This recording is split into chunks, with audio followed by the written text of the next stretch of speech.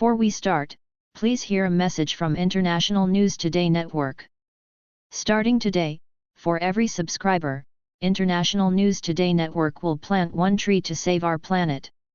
Please help contribute in saving our planet by subscribing to our channel. One subscriber equals one tree. Thanks. As the Russia-Ukraine war drags on, analysts say that China is keenly watching the conflict that has been unfolding for the past 4 months, in a bid to draw lessons for a possible invasion of Taiwan. The latest telephonic exchange between Chinese President Xi Jinping and Russian President Vladimir Putin on June 15 highlights the growing ties between the two countries in the wake of the Ukraine conflict.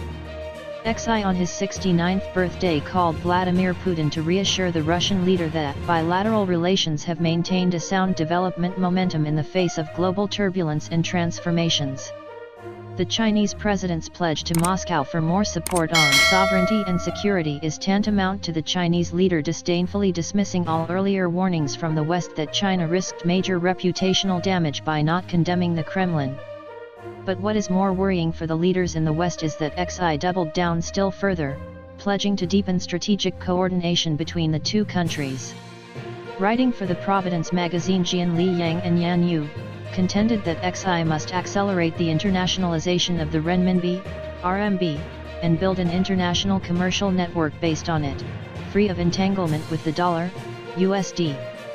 They said Xi must also pressure and assist those CCP political families and oligarchs who are reticent to transfer or shield overseas assets to do so. The longer they wait, the more likely they are to turn against Xi due to the losses they would suffer in response to substantial sanctions imposed by Western countries. Yang and Yu pointed out that one of the main reasons why the US and NATO have thus far spared the rod with respect to the invasion of Ukraine is Putin's nuclear threats. The lesson other nations have learned is undoubtedly that nuclear threats work. Should an attempted Chinese conquest of Taiwan also enter a period of stalemate, preventing Chinese domestic anti-war activists from using international public opinion to enhance their strength and promote political change may be Xi's first priority, they added. Regardless of the side which wins the Russia-Ukraine war, Yang and Yu said as long as Putin survives, it is in the Xi regime's best interests, because Moscow will continue to consume the attention of the democratic world against long-term threats to it.